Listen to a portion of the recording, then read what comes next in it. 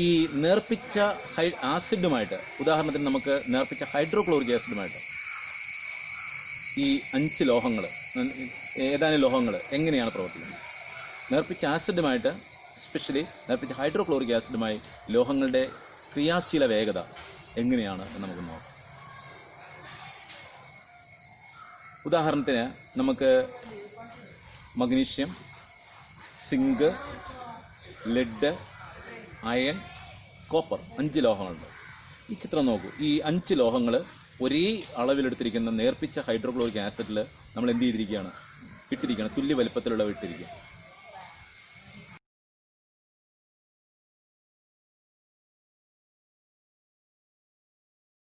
ഈ എക്സ്പെരിമെൻറ്റിൽ നിങ്ങൾക്ക് കാണാനായിട്ട് സാധിക്കും നേർപ്പിച്ച HCl-ലുമായിട്ട് മഗ്നീഷ്യം പ്രവർത്തിക്കുന്നത്. വളരെ വേഗത്തിലാണ് മഗ്നീഷ്യം പ്രവർത്തിക്കുന്നത്. ആ പതഞ്ഞ് പൊങ്ങുന്നത് നിങ്ങൾക്ക് മനസ്സിലാക്കാനായിട്ട് ഹൈഡ്രജൻ വാതകമാണ് അത് പതഞ്ഞ് പൊങ്ങുന്നത്. ആ ഉണ്ടാകുന്ന വാതകം ഹൈഡ്രജൻ ആണോ എന്ന് നമുക്ക് എങ്ങനെ ടെസ്റ്റ് ചെയ്യാൻ പറ്റും? ഇവിടെ ഒരു കത്തിച്ച തീപ്പെട്ടിക്കൊള്ളി നമ്മൾ ഈ അതിൻ്റെ മുകളിൽ കാണിക്കുമ്പോൾ പെട്ടെന്ന് ഒരു പോപ്പ് സൗണ്ടോടുകൂടി കത്തും. അതിൽ നിന്ന്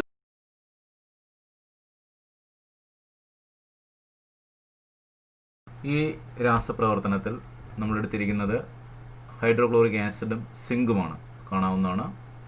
സിങ്ക് ടെസ്റ്റ് ട്യൂബിൽ എടുത്തിരിക്കുന്ന നേർപ്പിച്ച ഡൈല്യൂട്ട് ഹൈഡ്രോക്ലോറിക് ആസിഡിൽ സിങ്ക് നമ്മൾ ഇടുന്നു. സിങ്ക് ഹൈഡ്രോക്ലോറിക് ആസിഡുമായിട്ട് രാസപ്രവർത്തനത്തിൽ ഏർപ്പെടുന്നു. അതിൻ്റെ ഫലമായിട്ട് ബബിൾസ് ഉണ്ടാകുന്നതായിട്ട് നിങ്ങൾക്ക് കാണാനായിട്ട് സാധിക്കും. This is a gas. Zinc hydrochloric ആസിഡുമായിട്ട് പ്രവർത്തിക്കുമ്പോൾ ഉണ്ടാകുന്ന ഈ ഗ്യാസ്, ഈ വാതകം ഹൈഡ്രജനാണ്. നേരത്തെ കണ്ട പോലെ അതിൻ്റെ വേഗത മഗ്നീഷ്യവുമായിട്ടുള്ള രീതിയിലാണോ അതിൻ്റെ വേഗത എന്ന് നിങ്ങൾ നോക്കുക. സിങ്ക് ഹൈഡ്രോക്ലോറിക് ആസിഡുമായിട്ട് ഹൈഡ്രജൻ വാതകമാണ് ഉണ്ടാകുന്നത്. ഇത് നമുക്ക് ടെസ്റ്റ് ചെയ്യാവുന്നതാണ്. കത്തിച്ച് തീപ്പെട്ടികൾ കാണിച്ചാൽ പോപ്പ് സൗണ്ട് കിട്ടുന്നതായിരിക്കും.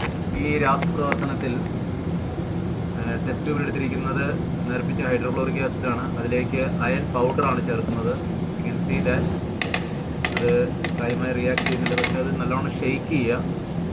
ഷെയ്ക്ക് ചെയ്തതിന് ശേഷം നല്ലോണം ഷെയ്ക്ക് ചെയ്യുക. അയൺ പൗഡർ HCl-ലുമായിട്ട് ഇൻട്രാക്ട് ചെയ്യുന്നു. അതിനുശേഷം നമുക്ക് അതിൻ്റെ റിയാക്ഷൻ നോക്കുക. യു ക്യാൻ സീ ദാറ്റ് അതിൽ നിന്ന് ബബിൾസ് വരുന്നതായിട്ട്, ചെറിയ ചെറിയ ബബിൾസ് വരുന്നതായിട്ട് കൃത്യമായിട്ട് കാണാനായിട്ട് സാധിക്കും. Now the iron reacts with dilute HCl and the gas is evolving. ഗ്യാസാണ്. ആ ഗ്യാസ് നമുക്ക് ഒരു കത്തിച്ച തീപ്പെട്ടിക്കൊള്ളി കാണിച്ചു കഴിഞ്ഞാൽ ഒരു പോപ്പ് സൗണ്ടോടുകൂടി കത്തുന്നതായിരിക്കും. അപ്പോൾ വളരെ കുറച്ച് മാത്രം അത് വരുന്നത് കാണാൻ പറ്റും. അത് ഹൈഡ്രജൻ ഗ്യാസാണ് എന്ന് മനസ്സിലാക്കാം. ഇവിടെ തന്നിരിക്കുന്ന പരീക്ഷണത്തിൽ നിങ്ങൾക്ക് കാണാനായിട്ട് സാധിക്കും 5 ലോഹങ്ങൾ, അതായത് zinc, magnesium, iron, lead, copper എന്നിവ നേർപ്പിച്ച ഹൈഡ്രോക്ലോറിക് ആസിഡുമായി പ്രവർത്തിക്കുന്ന പരീക്ഷണമാണ് നമ്മളിവിടെ ചെയ്തിരിക്കുന്നത്. അതിൽ കോപ്പർ മാത്രം നേർപ്പിച്ച ഹൈഡ്രോക്ലോറിക് ആസിഡുമായിട്ട്, ഡൈല്യൂട്ട് ഹൈഡ്രോക്ലോറിക് ആസിഡുമായിട്ട് രാസപ്രവർത്തനത്തിൽ ഏർപ്പെടുന്നില്ല എന്ന് നമുക്ക് മനസ്സിലാക്കാനായിട്ട് സാധിക്കും.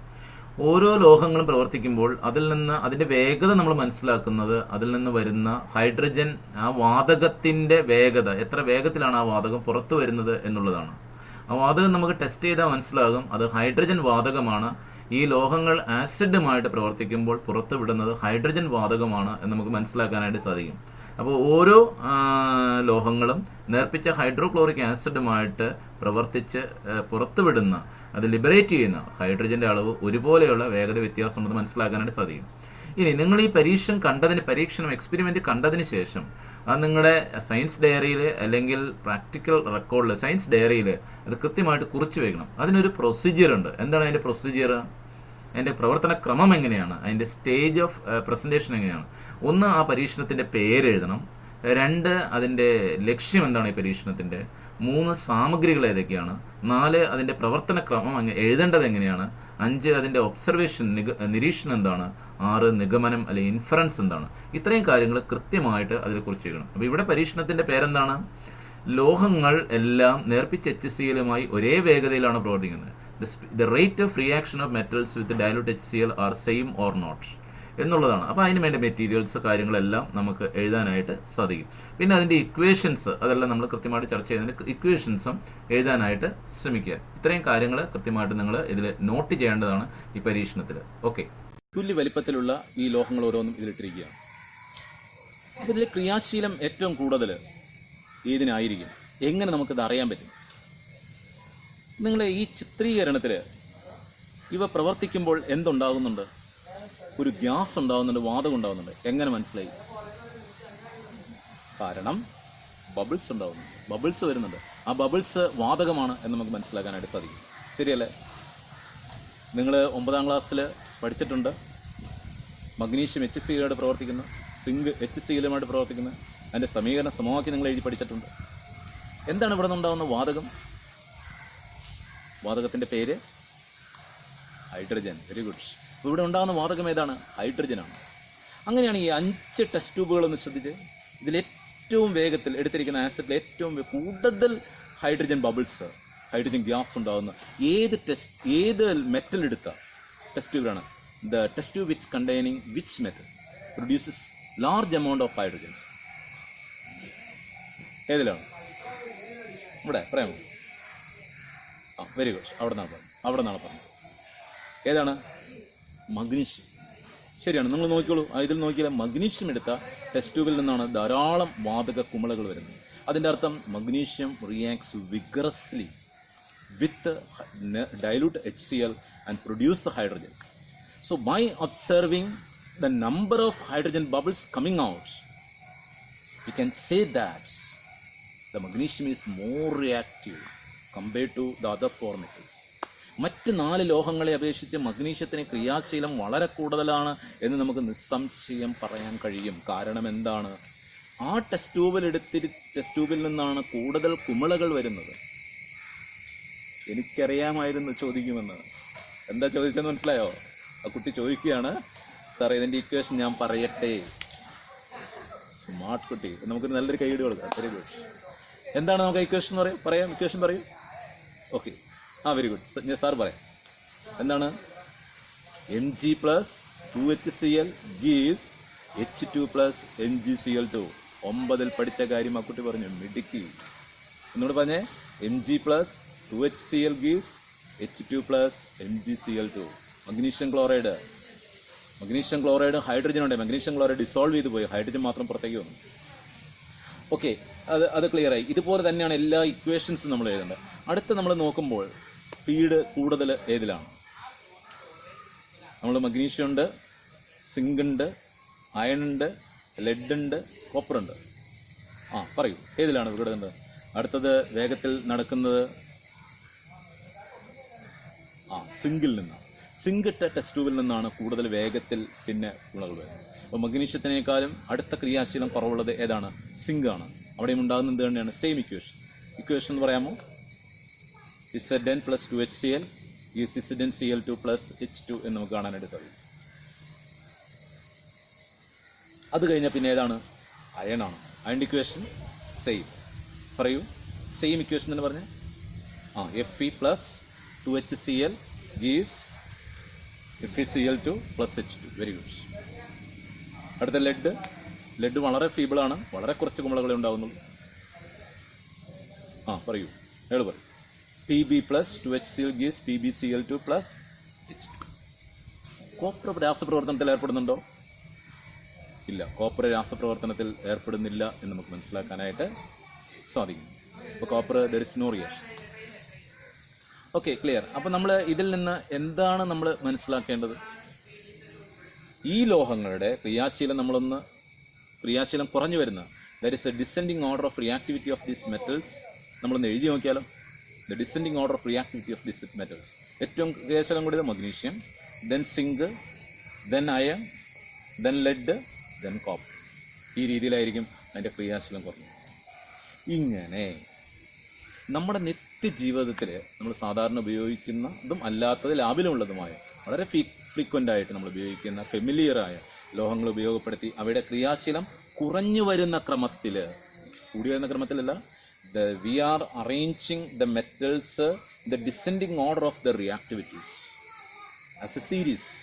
ഒരു സീരീസിൽ ഈ ലോഹങ്ങളുടെ ക്രിയാശീലം കുറഞ്ഞു വരുന്ന ക്രമത്തിൽ നമ്മളൊരു സീരീസ് ക്രിയേറ്റ് ചെയ്യുന്നു. A series in which the reactivity of metals are in decreasing. That series is known as reactivity series.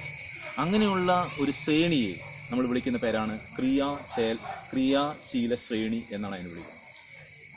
അങ്ങനെയുള്ള ശ്രേണിയെ വിളിക്കുന്ന പേരാണ് ക്രിയാശീല ശ്രേണി. ഈ ക്രിയാശീല ശ്രേണിയിൽ വരുന്ന ലോഹങ്ങൾ ഏതൊക്കെയാണ്? പ്രധാനമായിട്ട് 13 ലോഹങ്ങളാണ് വരുന്നത്. ഏതൊക്കെയാണ് 13 ലോഹങ്ങൾ? ഇതൊന്നും നിങ്ങൾ ഇവിടെ നിന്ന് ശ്രദ്ധിച്ചു നോക്കി. 13 ലോഹങ്ങൾ നിങ്ങൾക്ക് കാണാം. ഏതൊക്കെയാണ് സാറിന് വായിക്കാം?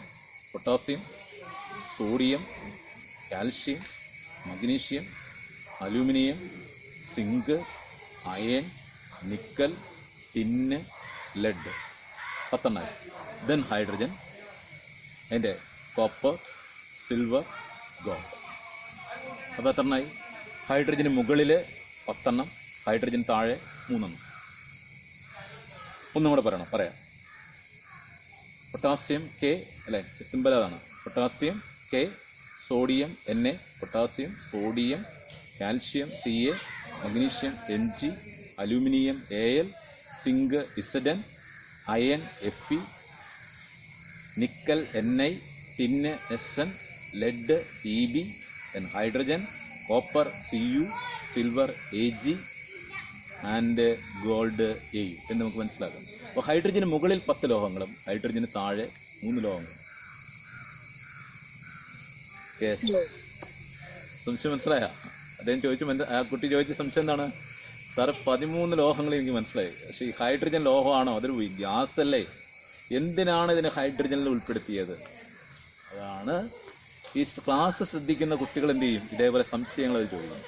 അത് വളരെ നല്ലൊരു സംശയമാണ് ആ കുട്ടി ചോദിക്കുന്നത്. അതായത് ഹൈഡ്രജൻ ഒരു വാതകാവസ്ഥയിലാണ്. വാതകാവസ്ഥയിലുള്ള ഹൈഡ്രജനെ ലോഹങ്ങളുടെ ക്രിയാശീല ശ്രേണിയിൽ എന്തിനുൾപ്പെടുത്തി എന്നാണ് ആ കുട്ടി ചോദിച്ചത്. ചോദ്യം തെറ്റാന്ന് പറയാൻ പറ്റുമോ? Very good question. നല്ല ചോദ്യമാണ്. നല്ലൊരു ക്ലാപ്പ് കൊടുക്കാം അല്ലെ? വെരി ഗുഡ്, നല്ല ക്വസ്റ്റ്യനാണ്. അപ്പോൾ എന്തിനാണ് ഈ ഹൈഡ്രജൻ ഉൾപ്പെടുത്തിയത്? ക്രിയാശീലം കൂടിയ ലോഹങ്ങളെയും ക്രിയാശീലം കുറഞ്ഞ ലോഹങ്ങൾ, ഹൈഡ്രജനേക്കാൾ ക്രിയാശീലം കൂടിയ ലോഹങ്ങളെയും ക്രിയാശീലം കുറഞ്ഞ ലോഹങ്ങളെയും തമ്മിൽ താരതമ്യം ചെയ്യുന്നതിന് വേണ്ടിയാണ് നമ്മൾ എന്തിനു ഉൾപ്പെടുത്തിയിരിക്കുന്നത്? ഹൈഡ്രജൻ ഉൾപ്പെടുത്തിയത്. അപ്പോൾ ഹൈഡ്രജന് മുകളിലുള്ള ലോഹങ്ങളെല്ലാം നേർപ്പിച്ച ആസിഡിൽ നിന്ന് ഹൈഡ്രജനെ എന്ത് ചെയ്യും? സ്വതന്ത്രമാണ്. ഹൈഡ്രജന് താഴെ വരുന്ന ലോഹങ്ങൾ കോപ്പർ, സിൽവർ, ഗോൾഡ് നേർപ്പിച്ച ആസിഡുമായി പ്രവർത്തിച്ച് എന്തിനെ സ്വതന്ത്രമാക്കുന്നില്ല? ഹൈഡ്രജനെ സ്വതന്ത്രമാക്കുന്നില്ല എന്ന് മനസ്സിലാക്കും. So hydrogen is included in this reactivity series for what purpose? To compare the reactivity of these metals. മെറ്റൽസിന്റെ റിയാക്ടിവിറ്റി കമ്പയർ ചെയ്യുന്നതിന് വേണ്ടി മാത്രമാണ് ഹൈഡ്രജൻ ഇതിലുള്ളത്. ഹൈഡ്രജന് മുകളിലുള്ള മെറ്റൽസ് എല്ലാം നേർപ്പിച്ച ആസിഡുമായി പ്രവർത്തിച്ച് ഹൈഡ്രജനെ സ്വതന്ത്രമാക്കും. പക്ഷെ താഴോട്ട് വരുന്തോറും അതിന്റെ ക്രിയാശീലം എന്ത് ചെയ്യും? കുറഞ്ഞു. താഴേക്കുള്ളതൊന്നും കോപ്പർ, സിൽവർ, ഗോൾഡ് പ്രവർത്തിക്കുന്നേ ഇല്ല എന്ന് മനസ്സിലാക്കാനായിട്ട് സാധിക്കും. ഓക്കെ, ക്രിയാശീല ശ്രേണി റിയാക്ടിവിറ്റി സീരീസിൽ നിന്ന് ഒരു രാസപ്രവർത്തനം നിർണ്ണയിക്കാൻ ക്രിയാക്ടിവിറ്റി സീരീസ് നമുക്ക് എങ്ങനെ ഉപയോഗപ്പെടും? ഫോർ എക്സാമ്പിൾ, ഡിസ്പ്ലേസ്മെന്റ് റിയാക്ഷൻ അല്ലെങ്കിൽ ആദേശ രാസപ്രവർത്തനം നടക്കുമ്പോൾ നമുക്ക് എങ്ങനെയാണ് ഈ ലോഹങ്ങളുടെ ക്രിയാശീലം അല്ലെങ്കിൽ റിയാക്ടിവിറ്റി ഉപയോഗപ്പെടുത്തിക്കൊണ്ട് അതിനെ കൃത്യമായിട്ട് നമുക്ക് നിർവചിക്കാൻ കഴിയുക, കൃത്യമായിട്ട് നമുക്ക് പറയാൻ കഴിയുക എന്ന കാര്യത്തിലേക്കാണ് നമ്മളിവിടെ നമ്മൾ സംസാരിക്കാൻ പോകുന്നത്, ചർച്ച ചെയ്യാൻ പോകുന്നത്.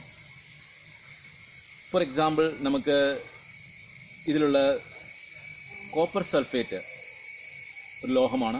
ഈ റിയാക്ടിവിറ്റി സീരീസിലുള്ള ലോഹമാണ് കോപ്പർ. അതിൻ്റെ ഒരു കോമ്പൗണ്ടാണ് കോപ്പർ സൾഫേറ്റ്. അപ്പോൾ ഞാനിവിടെ കോപ്പർ സൾഫേറ്റ് സൊല്യൂഷൻ എടുക്കുന്നു. അതിലേക്ക് സിങ്ക് എന്ന മെറ്റൽ, അപ്പോൾ കോപ്പർ സൾഫേറ്റ് സൊല്യൂഷനിൽ സിങ്ക് എന്ന മെറ്റൽ നമ്മൾ ഇട്ട് വയ്ക്കുന്നത്. അപ്പോൾ നമുക്ക് അതുമായിട്ട് ബന്ധപ്പെട്ട ഒരു പരീക്ഷണം നമുക്കൊന്ന് കാണാം. അപ്പോൾ that is in copper sulphate solution the zinc metal is immersed. Then what will happens? നമുക്ക് എക്സ്പെരിമെൻ്റ് നോക്കാം. ഈ പരീക്ഷണത്തിൽ ടെസ്റ്റ് ട്യൂബിൽ നമ്മൾ കോപ്പർ സൾഫേറ്റ് സൊല്യൂഷൻ എടുക്കുന്നു. കോപ്പർ സൾഫേറ്റ് എന്ന് പറഞ്ഞാൽ തുരിശാണ്. അതിൻ്റെ കളറ് എന്ന് പറയുന്നത് ബ്ലൂ കളറാണ്. അതിലേക്ക് നമ്മൾ സിങ്ക് മെറ്റൽ ഇട്ട് വയ്ക്കുന്നു. അപ്പോൾ റിയാക്ടിവിറ്റി സീരീസിൽ സിങ്ക് മുകളിലും കോപ്പർ സൾഫേറ്റിലെ കോപ്പർ താഴെയുമാണ്. ഈ രണ്ട് മെറ്റലും സിങ്ക് മുകളിലും കോപ്പർ താഴെയുമാണ്. അപ്പോൾ ഈ രാസപ്രവർത്തനം പ്രൊസീഡ് ചെയ്യുന്നതിനനുസരിച്ച് നമുക്ക് മനസ്സിലാക്കാനായിട്ട് സാധിക്കും, കോപ്പർ സൾഫേറ്റ് സൊല്യൂഷനുള്ള കോപ്പർ സിങ്കിൻ്റെ സർഫസിൽ എന്ത് ചെയ്യുന്നു? ഡെപ്പോസിറ്റ് ചെയ്യുന്നതായിട്ട് കാണപ്പെടും. അതായത് copper from the copper sulphate solution get deposited or deposited on the surface of the sink എന്ന് നമുക്ക് കാണാനായിട്ട് സാധിക്കും. അങ്ങനെ സിങ്കിൻ്റെ സർഫസിൽ കോപ്പർ ഡെപ്പോസിറ്റ് ചെയ്യുന്നതിൻ്റെ ഫലമായിട്ട് ലായനിയിലുള്ള അതിൻ്റെ ബ്ലൂ കളറ് കുറേശ്ശെ കുറഞ്ഞു വരുന്നതായിട്ടും നമുക്ക് ഇതിൽ നിന്ന് നിരീക്ഷിക്കാൻ സാധിക്കും.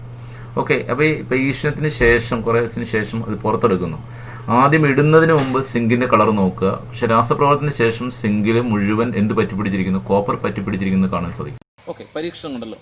ഈ പരീക്ഷണത്തിൽ നിങ്ങൾ കണ്ട നിരീക്ഷണങ്ങൾ എന്തൊക്കെയാണ്? ഈ എക്സ്പെരിമെൻറ്റിൽ നിങ്ങൾ കണ്ട ഒബ്സർവേഷൻസ് എന്തൊക്കെയാണ് പറയും? ഓക്കെ, ഫസ്റ്റ് വൺ, സിങ്കിൽ ഫസ്റ്റ് എന്താണ്? സിങ്കിൽ കോപ്പർ ഡെപ്പോസിറ്റ് ചെയ്യുന്നു, സിങ്കിൽ കോപ്പർ നിക്ഷേപിക്കപ്പെടുന്നു. ഈ റിയാക്ഷനിലെ രണ്ടാമത്തെ ഒബ്സർവേഷൻ അഥവാ നിരീക്ഷണം എന്ന് പറയുന്നത് ഈ കോപ്പർ സൾഫേറ്റ് സൊല്യൂഷൻ്റെ കളർ, അതായത് the intensity of colour of copper sulphate solution കുറയുന്നു എന്നുള്ളതാണ് രണ്ടാമത്തെ നിരീക്ഷണം. അങ്ങനെ പ്രധാനമായിട്ട് രണ്ട് നിരീക്ഷണങ്ങളാണ്. ഒന്ന്, സിങ്കിൽ കോപ്പർ സൾഫേറ്റ് സൊല്യൂഷനിലുള്ള കോപ്പർ ഡെപ്പോസിറ്റ് ചെയ്യുന്നു, നിക്ഷേപിക്കുന്നു. രണ്ടാമത്തേത് ഈ കോപ്പർ സൾഫേറ്റ് സൊല്യൂഷനിൽ സിങ്ക് ഇട്ട് വെച്ചിരിക്കുന്ന കോപ്പർ സൾഫേറ്റ് സൊല്യൂഷൻ്റെ കളറ് കുറയുന്നു എന്നുള്ളതാണ്. ഈ രാസപ്രവർത്തനം നമ്മളൊന്ന് അനലൈസ് ചെയ്ത് നോക്കാം. ഇവിടെ ഒരു റിയാക്ഷൻ നടന്നു. ഇതിൽ നമ്മൾ കോപ്പർ സൾഫേറ്റ് സൊല്യൂഷനിൽ ഇട്ട് വെച്ച മെറ്റൽ ഏതാണ്? സിങ്ക്. അപ്പോൾ ആ മെറ്റൽ നമുക്ക് ഈ ക്രിയാശീല ശ്രേണിയിൽ റിയാക്ടിവിറ്റി സീരീസിൽ നമുക്കൊന്ന് മാർക്ക് ചെയ്യും. ഓക്കെ, സിങ്കിനെ നമ്മൾ മാർക്ക് ചെയ്തു. ഇനി കോപ്പർ സൾഫേറ്റിലുള്ള മെറ്റൽ കോപ്പർ അയോൺ അത് മെറ്റലാണല്ലോ, അത് നമ്മൾ കോപ്പർ അതിൻ്റെ സ്ഥാനവും മാർക്ക് ചെയ്യും. അപ്പോൾ ഇവിടെ രാസപ്രവർത്തനം നടന്നിട്ടുണ്ട്. അപ്പോൾ ഇവിടെ നോക്കൂ, സിങ്കിൻ്റെ പൊസിഷനും കോപ്പറിൻ്റെ പൊസിഷനും ഈ ഇലക്ട്രോ കെമിക്കൽ സീരീസിൽ ഈ റിയാക്ടിവിറ്റി സീരീസിൽ എവിടെയാണ്? സിങ്കിൻ്റെ സ്ഥാനം എവിടെയാണ്? സിങ്ക് മെറ്റല് മുകളിലും സൊല്യൂഷനിലുള്ള കോപ്പർ മെറ്റല് താഴെയുമാണ്. എന്ന് പറഞ്ഞാൽ സിങ്കിന് റിയാക്ടിവിറ്റി കൂടുതലും കോപ്പറിന് റിയാക്ടിവിറ്റി കുറവുമാണ് എന്നാണ് നമ്മൾ മനസ്സിലാക്കുന്നത്. അങ്ങനെ വരുന്ന സാഹചര്യത്തിൽ റിയാക്ടിവിറ്റി കൂടിയ സിങ്ക് റിയാക്ടിവിറ്റി കുറഞ്ഞ മെറ്റൽ അയോണിനെ അതിൻ്റെ സൊല്യൂഷനിൽ നിന്ന് എന്ത് ചെയ്യുന്നു? ഡിസ്പ്ലേസ് ചെയ്യുന്നു, ആദേശം ചെയ്യുന്നു. എന്ന് പറഞ്ഞാൽ സൊല്യൂഷനിലുള്ള കോപ്പർ സിങ്കിൽ വന്ന് ഡെപ്പോസിറ്റ് ചെയ്യുകയും സിങ്ക് എന്ത് ചെയ്യുന്നു? സൊല്യൂഷനിലേക്ക് പോവുകയും ചെയ്യും. അതായത് ഇതൊരു എന്താണ്? കസേരകളി പോലെ പരസ്പരം അവരെന്ത് ചെയ്യുന്നു?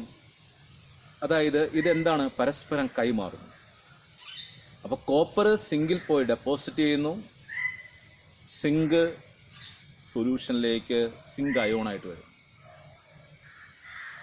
ഇങ്ങനെ ക്രിയാശീലം കൂടിയ ലോഹം ക്രിയാശീലം കുറഞ്ഞ ലോഹത്തെ, കുറഞ്ഞ ലോഹ അയോണിനെ അതിൻ്റെ ലായനിയിൽ നിന്ന് ആദേശം ചെയ്യുന്നു.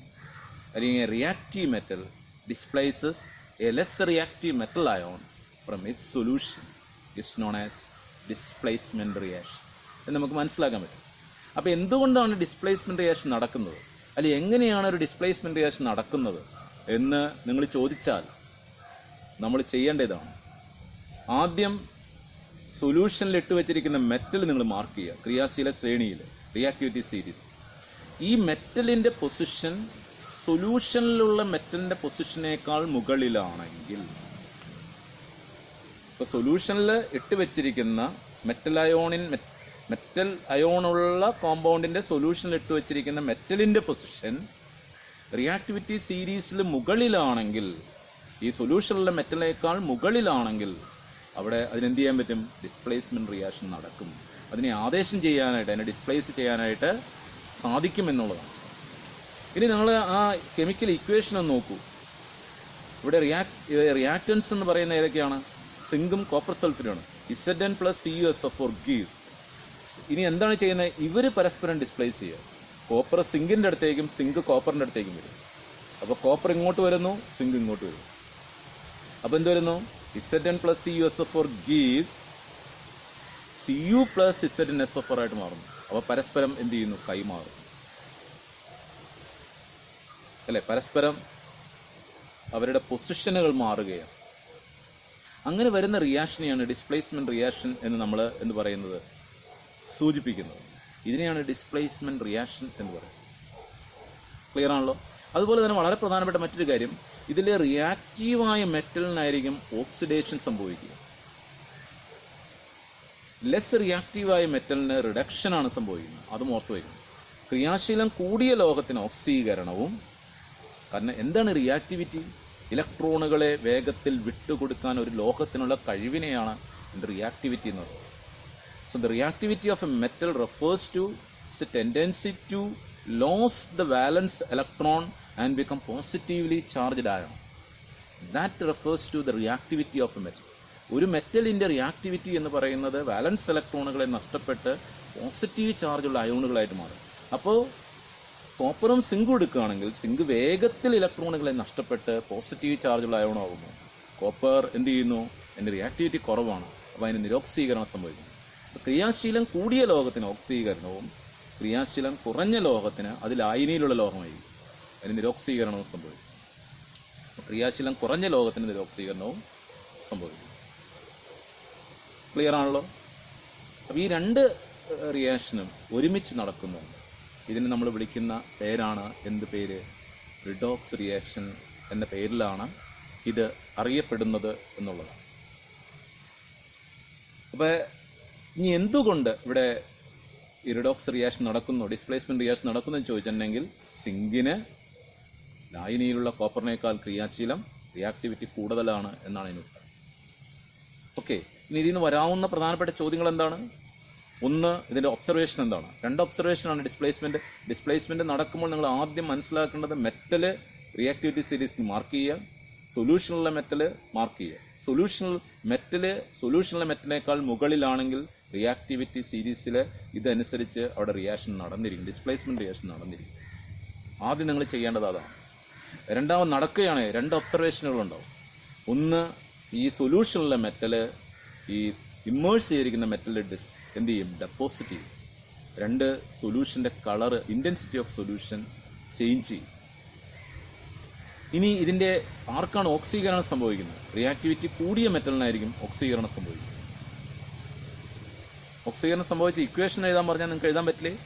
ആർക്കാണ് ഓക്സീകരണം സംഭവിക്കുന്നത്? സിങ്കിന്. അപ്പോൾ എങ്ങനെ എഴുതാം?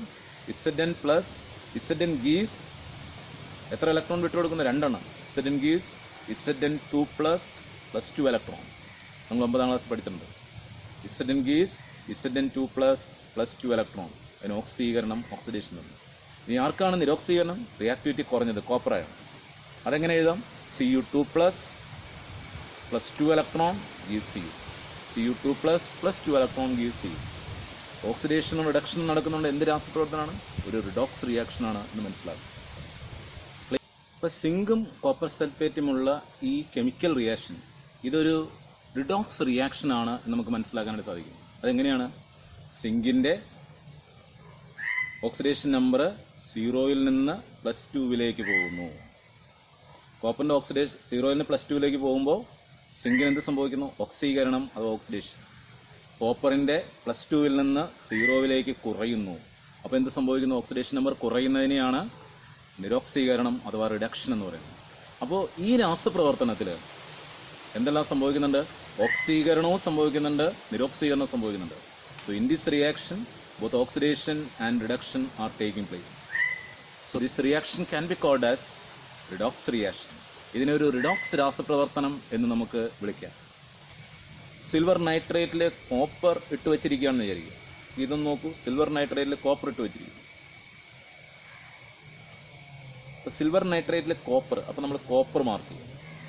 അപ്പോൾ റിയാക്ടിവിറ്റി സീരീസിൽ കോപ്പറിൻ്റെ സ്ഥാനം മെറ്റലായ കോപ്പർ മാർക്ക് ചെയ്യും. ഇനി സൊല്യൂഷനിലെ സിൽവർ മാർക്ക് ചെയ്യുന്നു. സിൽവർ.